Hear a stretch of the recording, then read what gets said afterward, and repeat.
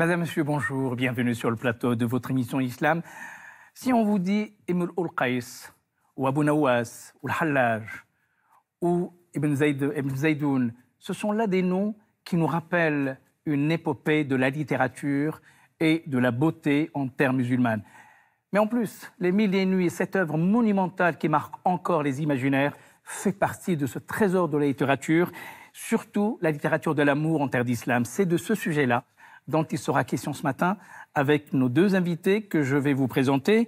Carole Boisdin, bonjour. Vous êtes spécialiste de la littérature en terre musulmane et vous êtes maître de conférence à l'université. À côté de vous, Jean-Baptiste de Froment, vous êtes écrivain et surtout, vous avez écrit un livre dont un des personnages centraux s'appelle Antoine Gallon.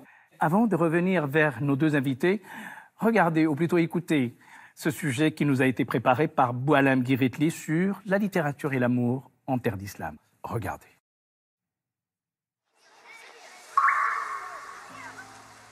Les poèmes arabes sont très connus. Il y a eu ce qu'on appelle en arabe al-ghazal al-afif, al-ghazal al-madin en même temps. Donc il y a eu toute une poésie qui montre que les gens savaient aussi aimer, savaient tomber amoureux.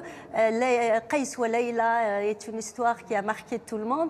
Abla et Antar même avant l'islam, mais quand même c'est une histoire très importante. Dans le Maghreb aussi, je pense là où il y a l'être humain, il y a l'amour. Ça fait partie de l'être humain. On ne peut pas dire qu'il n'y a pas eu d'amour. Ce n'est pas possible. On a peu souvent l'habitude de rapprocher islam ou littérature islamique avec le romantisme, voire parfois aussi les plaisirs de la chair.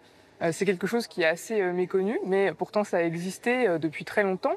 On a des poètes qui se sont démarqués de ce côté-là. On peut citer Abu Nawas et ses poètes sur l'ivresse notamment. Alors bon, ça ne fait pas exactement partie du romantisme, mais en tout cas, on a cette sensibilité au plaisir, à l'hédonisme qui s'est développé en islam. On a évidemment les contes des Mille et Une Nuits qui développent une littérature propre à ce courant de pensée. Et on peut aussi voir à quel point ça a pu influencer l'imaginaire occidental à travers l'orientalisme. C'est-à-dire que ce romantisme un petit peu musulman, cet exotisme presque, je dirais, a fait fantasmer beaucoup d'orientalistes, de peintres, d'écrivains, qui ont été très attirés aussi par l'Orient pour ses plaisirs un petit peu et pour en profiter aussi beaucoup. Jean-Baptiste de Froment, Les Mille et Une Nuits, que vous connaissez très bien. Parlez-nous d'abord de cette œuvre. Alors, je ne suis pas un spécialiste absolu des Mille et Une Nuits, mais je suis fasciné par ce texte. Et c'est vrai que l'une de ses dimensions, alors c'est une œuvre immense dont l'écriture s'est étalée sur des siècles. Donc on a plusieurs auteurs. Et ce qui est très émouvant, c'est de voir qu'il y a une sorte de fil continu d'histoire avec ce personnage de Scheherazade qui raconte des contes pour ne pas se faire tuer par son mari, le roi Shahriar, et qui arrive à le fasciner, à l'entraîner nuit après nuit, voilà, pour sauver sa peau, et puis pour sauver la vie aussi de toutes les autres femmes que le roi Shahriar voudrait assassiner. Et à partir de ce cadre-là, il y a tout un tas d'histoires qui s'enchaînent et qui ont été écrites par des différents personnages anonymes dans tout le monde arabo-musulman sur plusieurs siècles. Et c'est vrai, et c'est ce qui est dit par les deux interlocutrices, que la présence de l'amour, aussi de la magie, mais l'amour tient une place extrêmement importante. Et quand ces contes sont arrivés, et moi c'est quelque chose qui m'a intéressé dans le livre que j'ai écrit, quand ces contes sont arrivés en Occident, ils ont été perçus comme des contes charnels qui faisaient rêver à l'amour, aux femmes. Et donc, il y a une dimension même licencieuse qui a été associée aux Mille et Une Nuits. Que les collégiens d'autrefois, dans les pensions, quand le surveillant était parti, ils ouvraient le livre. Il y a ce film de Louis Malle, Au revoir les enfants, où on a le personnage principal qui prend sa lampe de poche pour ouvrir les Mille et Une Nuits, parce que c'est c'est le lieu des merveilles et des interdits aussi. Enfin. Carole Boisdin, il y a d'abord l'amour et la passion de l'amour du temps avant l'arrivée de l'islam, c'est-à-dire ce qu'on appelle la poésie anté-islamique. Ça a d'abord commencé là ? Oui, on entend effectivement beaucoup parler d'amour et de désir dès la période anté-islamique, dans les traces qu'on en a gardées, en tout cas, qui sont toute une histoire en soi, la conservation de cette poésie. On a des figures très célèbres qui ont d'ailleurs donné lieu à toute une littérature narrative et anecdotique pour expliquer ces poèmes, notamment le fameux Majnoun Layla, qui était amoureux passionnément de sa cousine qui lui était interdite pour tout un tas de raisons et qui est devenu fou et qui, célébrant cet amour impossible et cette folie qui s'était emparée de lui, a donné lieu ensuite à des réutilisations dans la littérature mystique notamment. Alors, cette poésie anté-islamique était à la fois une poésie de passion, d'amour, mais il y avait aussi la langue arabe dans laquelle va s'exprimer cette poésie. C'est vraiment considéré dans la tradition arabe classique comme une espèce de trésor de la langue arabe. Pas seulement de la littérature, mais même de la langue, puisque c'est une poésie qui garde des traces d'énormément de lexiques archaïques, de tournures métriques aussi, qui seront très conservées par la suite, et notamment pour après comprendre le Coran, pour fixer les bonnes lectures coraniques. On a un certain nombre de savants qui sont allés dans le désert pour essayer de retrouver la mémoire de ces poésies bédouines. Et puis, un très grand intérêt qui a été porté à la transmission de cette poésie anté-islamique, et notamment de ces vers amoureux et puis des postures d'amoureux transis. La poésie islamique aussi donne le ton, en quelque sorte, à la poésie ultérieure, dans la mesure où cette poésie arabe classique va s'inspirer de la forme de la qasida anté-islamique, qui commence toujours par un prologue, ce qu'on appelle le nasib, qui est un moment un peu de stase dans lequel le poète déplore son amour lointain, sa bien-aimée qui est au loin et dont il observe les traces sur le sable, et ça le fait pleurer. C'est les fameux... le fameux premier vers de la qasida d'Imrul Qais, Kifa nabki min zikra habibin wa manzili. On a tout là, absolument. On a toute la matrice de la poésie arabe en général et poésie arabe amoureuse en particulier, qui sont dans ces quelques vers et dans cette posture. Cette poésie, on la retrouve, mais d'une autre façon, dans cette œuvre que vous chérissez tant, qui sont les Mille et une nuits. Comment vous ressentez le style et l'écriture des Mille et une nuits ? Dans les Mille et une nuits, les personnages s'adressent les uns aux autres, notamment quand ils sont face à l'être aimé, avec des pleins torrents de poèmes, sauf qu'on n'a pas forcément cette perception comme lecteur francophone français, parce que le premier traducteur des Mille et une nuits, qui est un personnage très, très, très important, parce que c'est un passeur vraiment de monde, qui est Antoine Galland, avait supprimé les poèmes. Donc, parce qu'il trouvait qu'en traduction française, ça ne donnait plus grand-chose. Donc, heureusement, maintenant, on a, notamment dans l'édition La Pléiade, vraiment le texte intégral avec la poésie. Mais il y a malgré tout une perte, parce que, comme ça a été dit, comme Carole l'a dit, la langue arabe et le poème. D'ailleurs, ça me fait penser. Il y a une phrase d'Adonis qui dit que dans un poème arabe, il y a deux poèmes. Il y a ce que dit le poème et il y a le poème de la langue elle-même. On va retrouver à la fois sur les Omeyyades que sur les Abbassides je dirais, une nouvelle forme de poésie, celle qui chante l'amour, mais aussi celle qui chante la mystique, l'absolu. Il y a plusieurs courants, effectivement, en particulier dans la poésie, qui se développent avec l'arrivée de l'islam. Et puis, toute une tradition historiographique dit, quand le pouvoir se déplace en Syrie, les élites du Hejaz sont désœuvrées et donc vont se livrer à de la poésie plus érotique ou plus transgressive ou alors plus mystique. Il y a différentes interprétations. On a effectivement plusieurs tendances. Donc une tendance plutôt d'abord visant à l'amour plutôt platonique, idéalisante, ce qu'on appelle la poésie oudri, qui est alliée avec la chasteté. Et puis une poésie plus licencieuse, effectivement, qui commence à se développer sous les Omeyyades, notamment dans les palais du désert. Et ensuite qui effectivement de façon très spectaculaire, incarnée par des poètes comme Abou Nouass ou quelques autres, dont la poésie est imprégnée de transgression. Alors transgression morale, religieuse, célébration de l'alcool aussi, célébration de l'amour dans toutes ses différentes formes, et puis des trajectoires. Ce qui est intéressant, c'est de prendre ça aussi dans la longue durée des diwans, des recueils de chacun de ces poètes, où on voit souvent ces diwans sont organisés de façon un peu cyclique, c'est-à-dire il y a un rituel. Dans la jeunesse, il est censé être fougueux, des excès à certains moments, et puis une repentance finale, comme si c'était une façon d'intégrer aussi cette transgression dans des normes plus acceptables. Jean-Baptiste Froment, vous êtes écrivain, et vous avez écrit récemment un roman qui s'appelle Badr al-Boudour, où le personnage principal, excusez du peu, s'appelle Antoine Galland, c'est-à-dire celui qui a traduit Les Mille et Une Nuits. Quelle est votre relation à cette œuvre et tout simplement à la poésie arabe ?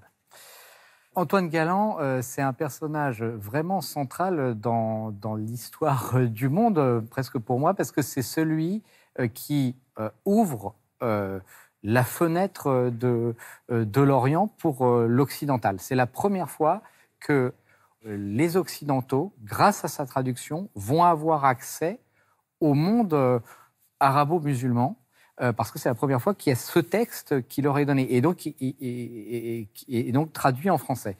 Et donc en 1704, quand cette traduction a lieu, il y a véritablement...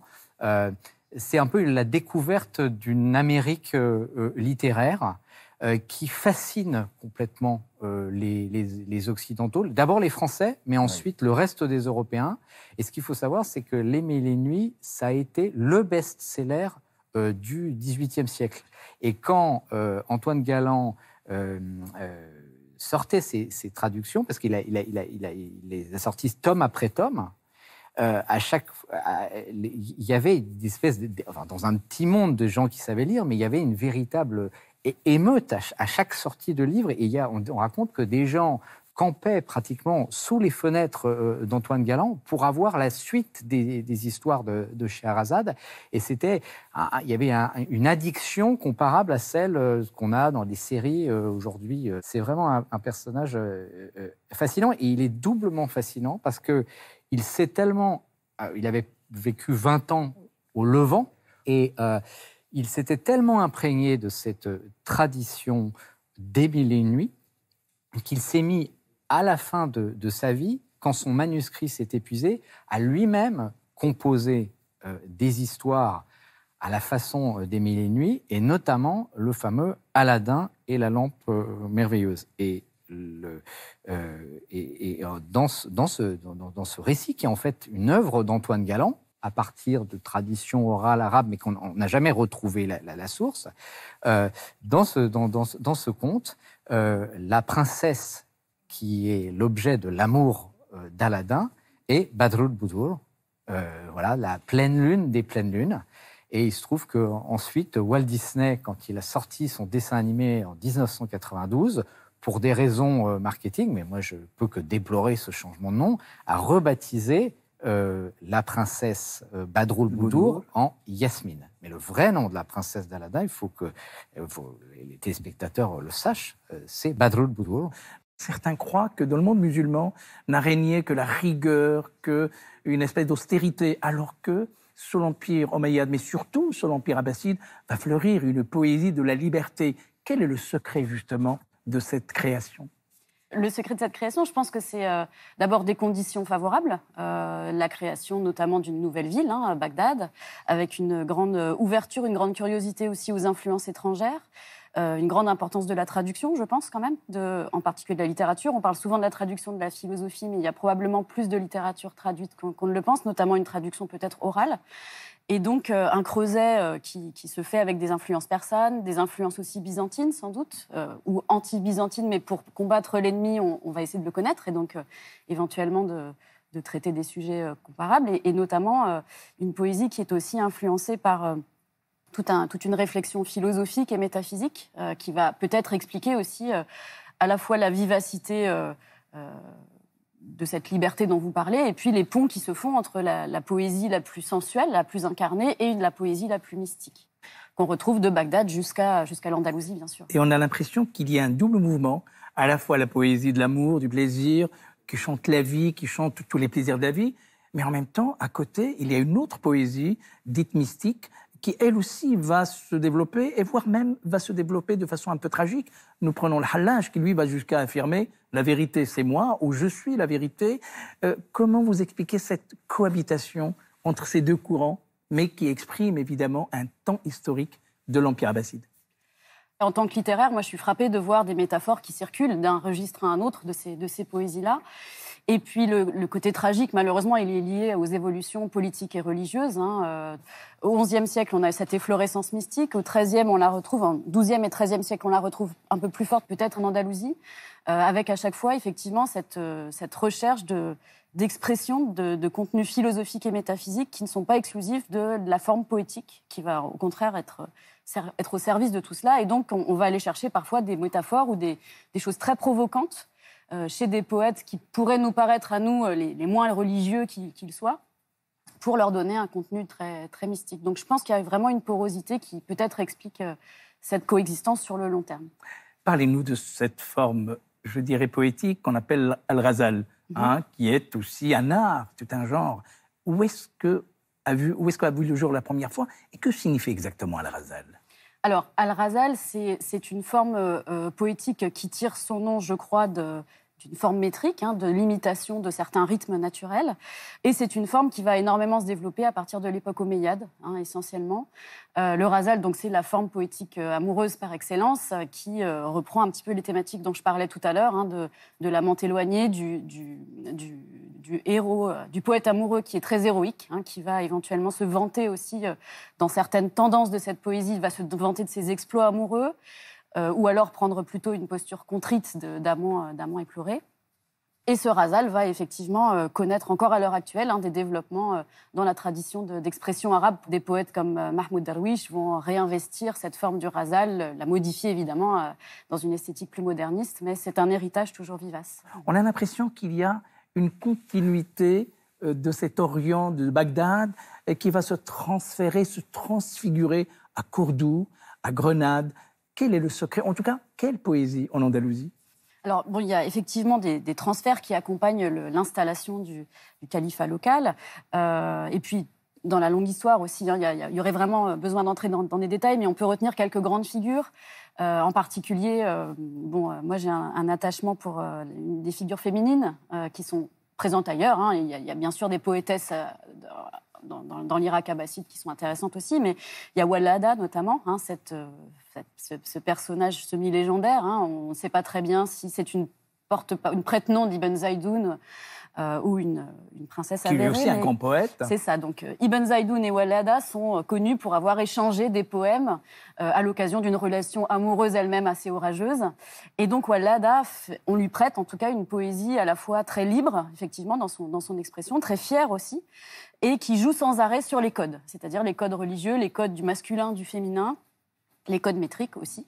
Et donc, c'est un lieu d'effervescence, en tout cas cette Andalousie, qui donne lieu aussi, bien sûr, à une tradition poético-musicale très complexe et très riche qui est le mouachar, et qui, là encore, est très souvent marquée par la thématique amoureuse également. Donc, effectivement, on a une alliance là entre l'expression amoureuse, le souci d'une quête musicale qui va d'ailleurs se diffuser ensuite à l'ensemble du bassin méditerranéen. On a des thématiques et des formes comme ça qui sont tellement semblables qu'on a émis souvent l'idée qu'il y aurait eu une influence de cette poésie andalouse sur la poésie des troubadours.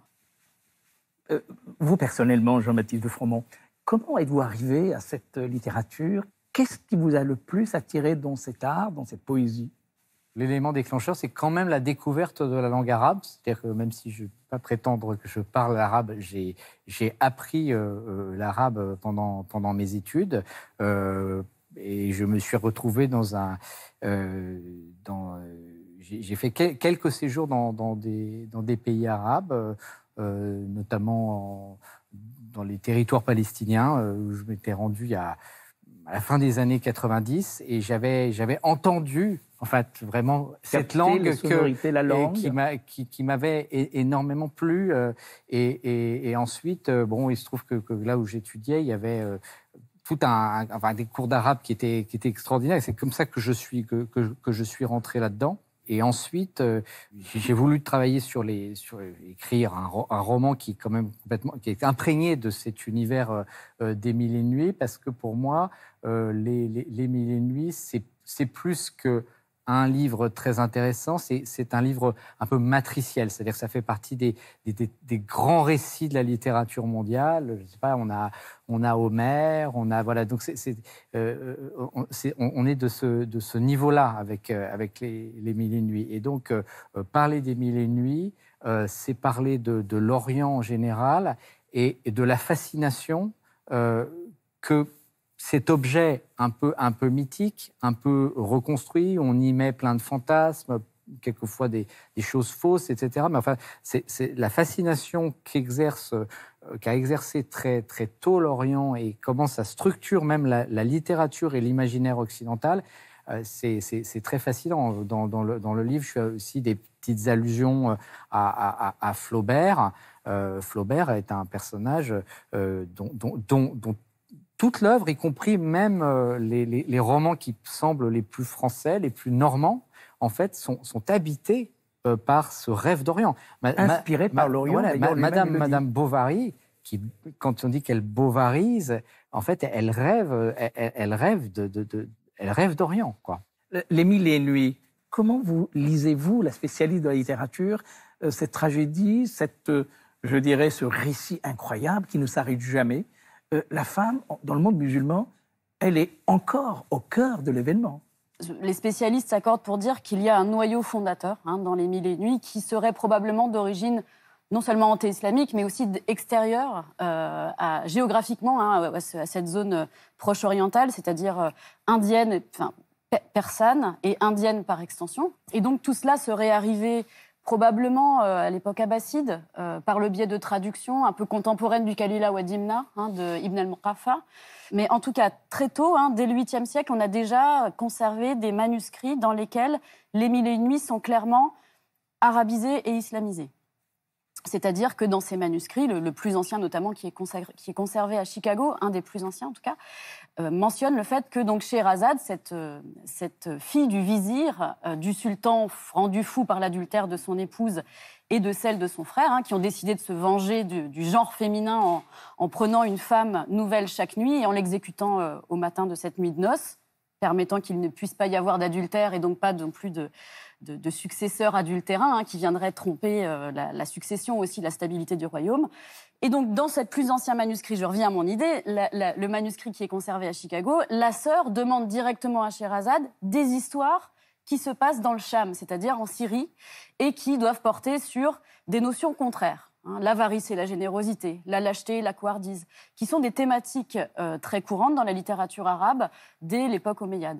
Et donc, on a comme ça une contamination, une circulation des Mille et une nuits qui s'arabise et s'islamise aussi. Scheherazade parle comme une bonne musulmane, alors même qu'elle est censée être de l'époque de l'Empire sassanide, donc avant l'islam.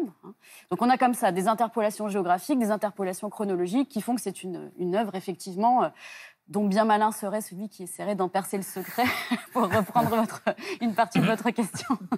Alors, quel est le secret de votre lien à cette littérature? Je suis arrivée à la littérature arabe parce que je suis comparatiste.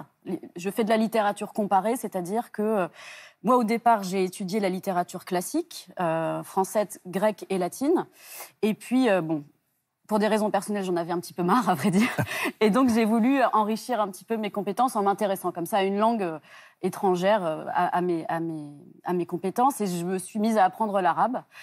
Et puis, en apprenant l'arabe, et notamment en lisant Les Mille et une nuits, je me suis rendu compte qu'il y avait peut-être des points de comparaison à faire. Et puis, j'ai fait une thèse qui comparait l'Âne d'or, donc un récit qu'on va dire romanesque, écrit en latin, au IIe siècle après Jésus-Christ, et puis Les Mille et une nuits, qui n'ont aucune influence réciproque, mais simplement qui sont des histoires à tiroir, à enchâssement. C'est-à-dire, on commence une histoire, et puis un personnage va raconter son histoire, et puis il va raconter dans son histoire qu'un autre personnage lui a raconté une histoire, et puis comme ça s'enchaîne. Et puis au gré aussi de voyages linguistiques comme Jean-Baptiste, notamment l'expérience d'un voyage au Yémen, qui m'a aussi familiarisée avec la poésie amoureuse, qui est tout à fait savante, mais qui est pratiquée encore au quotidien, même par des gens très humbles. Voilà, c'est un peu ça qui est les raisons pour lesquelles je me suis intéressée à tout ça. Qu'est-ce qui empêche aujourd'hui que nous soyons tout à fait reconnaissants et qu'on ne puissions produire ou d'enseigner la langue arabe comme une langue aussi, pas seulement du religieux, mais aussi une langue de la culture, de la poésie, de l'histoire? Quel est le problème aujourd'hui dans notre pays? Le problème, je pense que c'est l'ignorance, c'est l'amalgame. Voilà, sur la langue arabe. Et moi, je ne peux que constater, parce que par ailleurs, pour des raisons professionnelles, à un moment, j'ai participé à la promotion de l'enseignement de l'arabe en France il y a une quinzaine d'années. Il était question justement d'étendre ça, de faire en sorte que ça devienne un enseignement pris en charge vraiment par l'école publique française, laïque. Et il y avait une dynamique qui s'était engagée, et ça s'est vraiment aujourd'hui refermé. Le livre que j'ai écrit sur Antoine Galland a un sens politique, parce que je veux rappeler qu'au cœur à la fin du règne de Louis XIV, il y a un petit Français d'une origine très modeste qui s'est intéressé qui s'est intéressé à ce monde oriental, et qui en a tiré un très grand profit, non seulement pour lui-même, mais pour tous ceux qui ensuite auxquels il a fait partager cette expérience. Donc voilà, c'est vraiment une figure d'ouverture. Et puis dans le roman, il y a une autre figure de l'ouverture qui est un Syrien qui a raconté à l'oreille d'Antoine Galland à l'oral un certain nombre de contes. Et ce Syrien s'appelle Hana Diap, et il a notamment, sans doute, raconté Aladdin et la lampe merveilleuse. Donc il est le co-auteur d'un certain nombre de contes des Mille et une nuits. Et ce que je révèle dans ce livre, c'est qu'il y a des contes franco-arabes des Mille et une nuits qui ont été écrits au début du XVIIIe siècle. Donc je pense qu'on pourrait s'en inspirer aujourd'hui. Y a-t-il encore un désir d'Orient aujourd'hui, au sens où on va revitaliser, reprendre, revenir sur les fondamentaux de cette culture arabo-musulmane? De toute façon, l'arabe est une langue européenne. Depuis la Renaissance, on avait les Mourisques qui parlaient arabe, qui a été présente sur les territoires européens depuis très longtemps, notamment depuis l'arrivée, bien sûr, des Arabes et des Berbères par l'Andalousie, mais qui est restée très longtemps active, qui a été refoulée, parce qu'on avait peur de l'altération. On est fasciné par l'altérité orientale, tant qu'elle reste un peu différente de nous, qu'elle représente notre passé ou une sensibilité qu'on a eue et puis qu'on n'a plus. Mais en revanche, dès qu'il s'agit d'entrer en contact, on a peur de l'altération. À la Renaissance, ça s'exprimait comme une peur de la contagion religieuse. Les musulmans, ces imposteurs, ces affabulateurs, ces séducteurs. Comme les femmes orientales sont séductrices, les musulmans hommes sont aussi séducteurs par la puissance de leur parole. Et puis, il suffit de prononcer plusieurs fois la shahada pour qu'on devienne musulman. Donc c'est très facile en plus, donc c'est un danger qui pourrait guetter les jeunes gens un peu égarés, qui, pris par différents stupéfiants, pourraient se convertir malgré eux. Donc l'histoire, voilà, elle est toujours maintenant la même.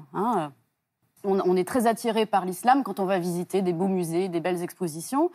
Et puis, quand il s'agit de se confronter à l'arabe, langue européenne, qui est pratiquée encore par des milliers de musulmans et de gens d'origine arabe, qui ne sont pas tous musulmans d'ailleurs en France, avec différents types de langues arabes, bien sûr, du dialectal jusqu'à la fousra, la langue la plus scolaire, on a toujours peur de cette altération. Une identité française qui pourrait être corrompue par des influences obscurantiste. Je pense que ça peut être une explication aussi de cette méfiance, mais aussi quand même de cette fascination. Heureusement, on n'oublie pas complètement cette proximité qui nous lie avec ce patrimoine et qu'on gagne effectivement à explorer sans relâche. Eh bien, merci infiniment de nous avoir rendus heureux ce matin, parce qu'on a partagé un moment de plaisir et de poésie. Merci à vous de nous avoir suivis. À dimanche prochain sur France 2. Merci. Au revoir.